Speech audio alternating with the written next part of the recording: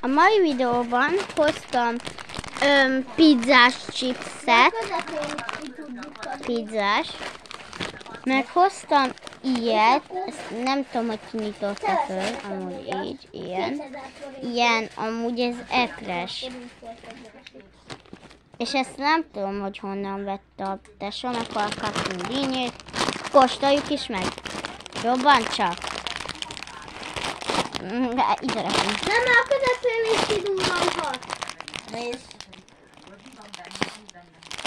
Segítsek? Urantottam, és az alján kiderül. Jóta. Nekem is nyolc. Minden jól kirobbantottam. Nem pocsékolunk. Így. És nem tudom, hogy ez milyen... Pontosan fejjel lefelé sikerült kibontanom. Amúgy ez nem tudom. Így néz ki. Ugye a kamera nagyon neked... pirosak a legfinomabbak. A nagyon pirosak amúgy a legfinomabbak, ugyanis a kamera nem veszi vissza, de ez a legpirosabb. Látjátok? Nagyon jó. 10 per 100. 10 per 2 milliárd. 10 per 10 per... Folyamatos. Ezt előtte jön egy nagyon pizzás íz, és utána kezdődik ez a sajtos íz amúgy. Kukoricás te balon.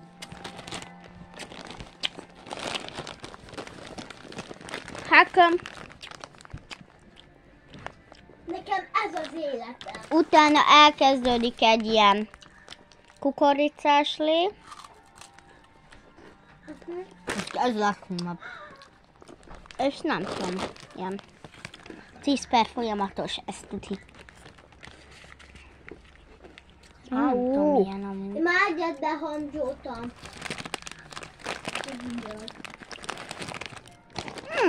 Chipset benyelőzöm és belemártom. Nekem még van MS laktogósomból is. Még van 2 dolgunk.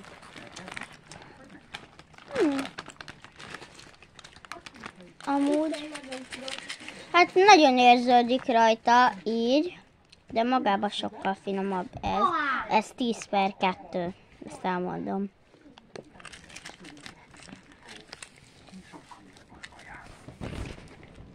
Ilyet ne egyetek, jó? Így, hogy belemártozok, azt így, ilyet ne egyetek. 10 per 2. Ez tud 10 per 2. Na, hogyha tetszett nektek ez a videó, iratkozzatok fel, és nyomjatok egy kommentet, és hogyha végtelenig tetszett, akkor nyomjatok 10-szer egy lájkot, iratkozzatok fel, írjatok kommentet, sziasztok! Ilyet egyetek. Olyat egyetek amúgy. Sziasztok! Mua!